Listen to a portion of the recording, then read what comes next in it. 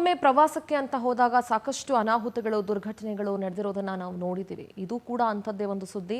ಮಾಣಿಕ್ಯಧಾರಾದಲ್ಲಿ ನಾಪತ್ತೆಯಾಗಿದ್ದ ಬಾಲಕಿ ಈಗ ಶವವಾಗಿ ಪತ್ತೆಯಾಗಿದ್ದಾಳೆ.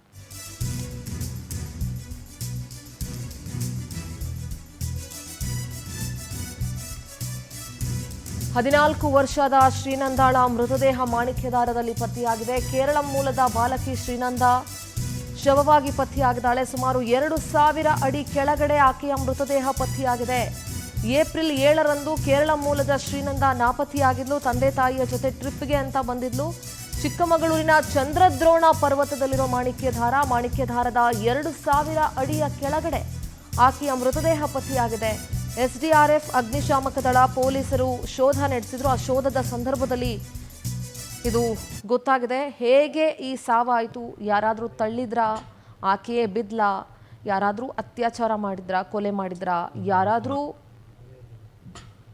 ಬೇರೆ ಏನಾದರೂ ಆಯ್ತಾ? ಅಥವಾ ಆಕೆ ಸೂಸೈಡ್ ಮಾಡ್ಕೊಂಡ್ಲಾ? ಇದ್ಯಾವ ವಿಷಯದ ಬಗ್ಗೆ ಕೂಡ ಇನ್ನೂ ಸ್ಪಷ್ಟ ಮಾಹಿತಿ ಸಿಕ್ಕಿಲ್ಲ. ಇದೆಲ್ಲವೂ ಪೊಲೀಸರ ತನಿಖೆಯಿಂದ ಗೊತ್ತಾಗುತ್ತೆ. ಆದರೆ ಸುಮಾರು 2000 ಅಡಿ ಕೆಳಗಡೆ ಆಕೆಯ ಮೃತದೇಹ ಪತ್ತೆಯಾಗಿರೋದು ಬಹಳಷ್ಟು ಪ್ರಶ್ನೆಗಳನ್ನು ಹುಟ್ಟಾಕ್ತಾ ಇದೆ. ಬಾಲಕಿ ಶ್ರೀನಂದ ಸಾವಿನ ಹಿಂದೆ 10 ಅನುಮಾನಗಳಿದಾವೆ. ಇದು ಆತ್ಮಹತ್ಯೆನೋ ಕೊಲೆನೋ ಎರಡರಲ್ಲೊಂದಾಗಿರ್ಬೇಕು ಅನ್ನೋ ಅನುಮಾನ ಇದೆ. ಬಾಲಕಿ ಶ್ರೀನಂದ ಕಾಲು ಜಾರಿನೂ ಕೆಳಗಡೆ ಬಿದ್ದಿರ್ಬೋದು ಅನ್ನೋದ್ರ ಬಗ್ಗೆ ಕೂಡ ಶಂಕೆ ವ್ಯಕ್ತವಾಗ್ತಾ ಇದೆ. ನಾಪತ್ತೆಯಾಗಿದ್ದ ಸ್ಥಳದಿಂದ ಸುಮಾರು 2000 ಅಡಿ ಕೆಳಗಡೆ ಆಕೆಯ ಮೃತದೇಹ ಪತ್ತೆಯಾಗಿದೆ. ಪೊಲೀಸರು ಬೇರೆ ಬೇರೆ ಆಯಾಮಗಳಲ್ಲಿ ಈ ಪ್ರಕರಣದ ತನಿಖೆಯನ್ನ ನಡೆಸ್ತಾ ಇದ್ದಾರೆ. 10 ಅನುಮಾನಗಳಿದ್ದಾವೆ. ತಂದೆ ತಾಯಿ ಜೊತೆ ಬಂದಿರ್ತಾಳೆ ಮಾಣಿಕ್ಯಧಾರ. ಸ್ಟೆಪ್ಸ್ ಇಳಿಬೇಕಾದ್ರೆ ಇದ್ದಕ್ಕಿದ್ದಂತೆ ಆಕೆ ನಾಪತ್ತೆಯಾಗಿರ್ತಾಳೆ. ಪೊಲೀಸರು ಹುಡುಕಾಟವನ್ನ ಶುರು ಮಾಡಿರ್ತಾರೆ. ಡ್ರೋನ್ ಅನ್ನ ಬಳಸಿರ್ತಾರೆ ಮತ್ತು ಡಾಗ್ ಸ್ಕ್ವಾಡ್ ಅನ್ನ ಬಳಸ್ಕೊಂಡಿರ್ತಾರೆ. ಎಲ್ಲಿದ್ದಾಳೆ ಏನು ಎಂತ ಅನ್ನೋದ್ರ ಬಗ್ಗೆ ಟ್ರೇಸ್ ಔಟ್ ಮಾಡಲಿಕ್ಕೆ ಡ್ರೋನ್ ಅನ್ನ ಬಳಸ್ಕೊಂಡು ಕೂಡ ಹುಡುಕಾಟವನ್ನ ನಡೆಸ್ತಾ ಇರ್ತಾರೆ. ಹುಡುಕಾಟ ನಡೆಸುವಂತ ಸಂದರ್ಭದಲ್ಲಿ ಸುಮಾರು 2000 ಅಡಿಯ ಕೆಳಗಡೆ ಆಕೆ ಬಿದ್ದಿರೋದು ಪತ್ತೆಯಾಗುತ್ತೆ. ಕೇರಳ ಮೂಲದ 14 ವರ್ಷದ ಶ್ರೀನಂದ ಈಗ ಶವವಾಗಿ ಪತ್ತೆಯಾಗಿದ್ದಾಳೆ. ಯಾವ ಬಟ್ಟೆ ಹಾಕಿದ್ಲೋ ಅದೇ ಬಟ್ಟೆಯಲ್ಲಿ ಶವ ಪತ್ತೆಯಾಗಿದೆ. ಕೇರಳ ಮೂಲದ ಬಾಲಕಿ ಶ್ರೀನಂದ ಶವವಾಗಿ ಪತ್ತೆಯಾಗಿರೋದ್ರಿಂದ ಕುಟುಂಬಸ್ಥರ ಆಕ್ರಂದನ ಮುಗಿಲು ಮುಟ್ತಾ ಇದೆ. ಡ್ರೋನ್ ಕಾರ್ಯಾಚರಣೆ ನಡೆಸಿದಂತ ಸಂದರ್ಭದಲ್ಲಿ ಬಾಲಕಿಯ ಮೃತದೇಹ ಪತ್ತೆಯಾಗಿದೆ. ಅಫ್ಕೋರ್ಸ್ ಯಾವ ದಿನ ನಾಪತ್ತೆಯಾಗಿದ್ಲು ಅದೇ ಬಟ್ಟೆಯಲ್ಲಿ ಆಕೆಯ ಮೃತದೇಹ ಸಿಕ್ಕಿದೆ. 100ಕ್ಕೂ ಹೆಚ್ಚು ಸಿಬ್ಬಂದಿ ಇದರ ಕಾರ್ಯಾಚರಣೆಯನ್ನ ನಡೆಸಿದ್ರು. ಶ್ರೀನಂದ ಸಾವಿನ ಸುದ್ದಿ ತಿಳಿದು ಕುಟುಂಬಸ್ಥರ ಆಕ್ರಂದನ ಮುಗಿಲು ಮುಟ್ತಾ ಇದೆ. ಮಾಣಿಕ್ಯಧಾರ ಕೆಳಭಾಗದಿಂದ ಶವ ತರೋದಕ್ಕೆ ಈಗ ತಯಾರಿಯನ್ನ ಮಾಡಿಕೊಳ್ಳಲಾಗ್ತಾ ಇದೆ. ಅರಿಶಿನಗುಪ್ಪೆ ಮಾರ್ಗದ ಮೂಲಕ ಬಾಲಕಿಯ ಶವವನ್ನ ತರೋದಕ್ಕೆ ಸಿದ್ಧತೆ ನಡೀತಾ ಇದೆ. ಆಕಸ್ಮಿಕವಾಗಿ ಆಕೆ ಕಾಲ್ಜಾರಿ ಏನಾದರೂ ಕೆಳಗಡೆ ಬಿದ್ಬಿಟ್ಲ. ಯಾಕೆಂದ್ರೆ ತಂದೆ ತಾಯಿ ಜೊತೆ ಸ್ಟೆಪ್ಸ್ ಇಳ್ಕೊಂಡು ಇಳಿಬೇಕಾದ್ರೆ ಅವಳು ಇದಕ್ಕಿದ್ದಂಗೆ ನಾಪತ್ತೆಯಾಗಿ ಹೋಗ್ತಾಳೆ. ಸೊ ಆಕಸ್ಮಿಕವಾಗಿ ಕಾಲ್ಜಾರಿ ಏನಾದರೂ ಬಿದ್ಲಾ ಅಥವಾ ಯಾರಾದರೂ ತಳ್ಳಿದ್ರಾ ಅಥವಾ ಆಕೆನೇ ಬೇಕಂತ ಆತ್ಮಹತ್ಯೆ ಏನಾದರೂ ಮಾಡ್ಕೊಂಡ್ಲಾ? ಈ ರೀತಿಯಾದಂಥ ಹಲವಾರು ಪ್ರಶ್ನೆಗಳು ಕಾಡ್ತಾ ಇದೆ. ನೋಡಿ, ನೀವು ಗಮನಿಸ್ತಾ ಇರ್ಬೋದು, ಅರಣ್ಯ ಇಲಾಖೆ ಸಿಬ್ಬಂದಿ, ಅಗ್ನಿಶಾಮಕ ದಳ ಮತ್ತು ಪೊಲೀಸರು ಒಟ್ಟಾರೆ ಸೇರಿ ಕಾರ್ಯಾಚರಣೆ ನಡೆಸುವಂಥ ಸಂದರ್ಭದಲ್ಲಿ ದ ಯೂಸ್ಡ್ ಡ್ರೋನ್ ಕಾರ್ಯಾಚರಣೆಯನ್ನು ನಡೆಸ್ತಾರೆ. ಡ್ರೋನ್ ಕಾರ್ಯಾಚರಣೆ ನಡೆಸುವಂಥ ಸಂದರ್ಭದಲ್ಲಿ ಆಕೆಯ ಮೃತದೇಹ ಪತ್ತೆಯಾಗುತ್ತೆ. ಅದರ ದೃಶ್ಯವನ್ನು ಕೂಡ ನೀವೀಗ ನೋಡ್ತಾ ಇದ್ದೀರಿ. ಆಗ ತಿಳಿಯುತ್ತೆ, ಓ ಇವಳು ಸಾವನ್ನಪ್ಪಿದ್ದಾಳೆ ಅಂತ ಹೇಳಿ. ಯಾವ ಬಟ್ಟೆಯನ್ನು ಧರಿಸಿ ಅವಳು ನಾಪತ್ತೆ ಆಗಿದ್ಲು, ನಾಪತ್ತೆ ಆದಂಥ ದಿನ ಯಾವ ಬಟ್ಟೆ ಹಾಕೊಂಡಿದ್ಲು ಅದೇ ಬಟ್ಟೆಯಲ್ಲಿ ಅವಳ ಮೃತದೇಹ ಪತ್ತೆಯಾಗಿದೆ. ಹೀಗಾಗಿ 10 ಅನುಮಾನಗಳು ಕಾಡ್ತಾ ಇದೆ.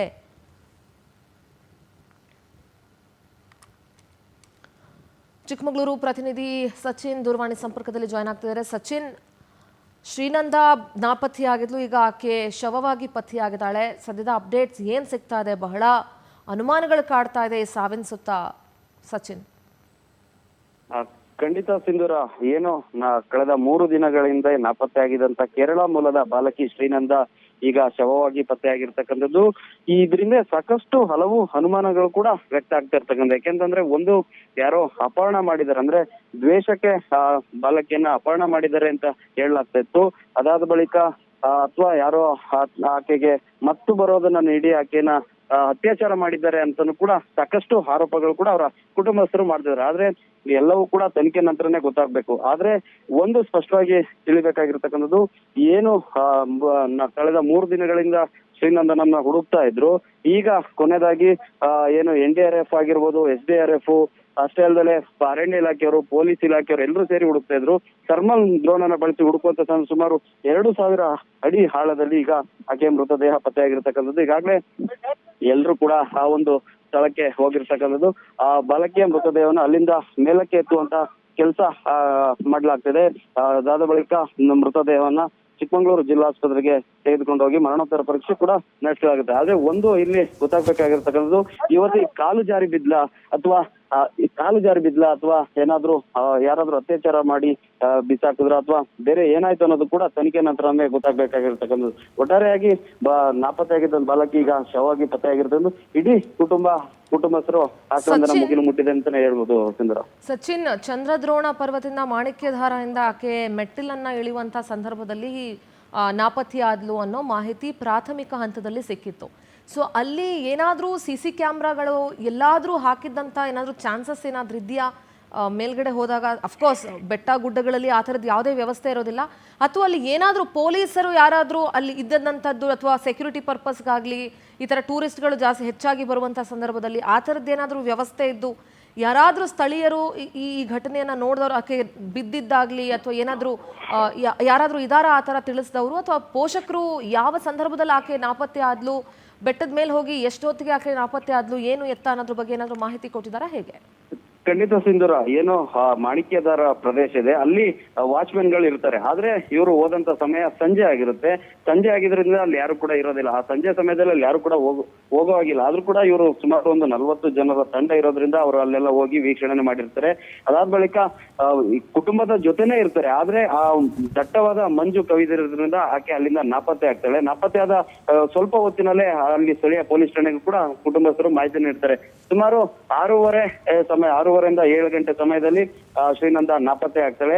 ಯಾವಾಗ ಅವ್ರ ಜೊತೆ ಕಾಣಿಸ್ಕೊಳ್ಳೋದಿಲ್ಲ ಆ ಒಂದು ಸಂದರ್ಭದಲ್ಲಿ ಕುಟುಂಬಸ್ಥರು ಎಲ್ಲರೂ ಕೂಡ ಮೊದಲಿಗೆ ಅವರೇ ಅಲ್ಲಿ ಹುಡುಕುವಂತ ಕೆಲಸ ಮಾಡ್ತಾರೆ. ಅಂದ್ರೆ ಅಲ್ಲಿ ದಟ್ಟವಾಗಿ ಮಂಜು ಕವಿದಿರುತ್ತೆ. ಹೀಗಾಗಿ ಇಲ್ಲೆಲ್ಲಾದ್ರೂ ಅಂಗಡಿ ಹತ್ರನೋ ಅಥವಾ ಎಲ್ಲಾದ್ರೂ ಇರ್ಬೋದು ಅಂತ ಹೇಳ್ಬಿಟ್ಟು ಸಾಕಷ್ಟು ಹುಡುಕುವಂತ ಕೆಲಸ ಮಾಡ್ತಾರೆ. ಆ ಒಂದು ಸಂದರ್ಭದಲ್ಲಿ ಎಲ್ಲೂ ಸಿಗೋದಿಲ್ಲ. ಹೀಗಾಗಿ ಸ್ಥಳೀಯ ಪೊಲೀಸ್ ಠಾಣೆಗೆ ಮಾಹಿತಿನೂ ಕೂಡ ನೀಡ್ತಾರೆ.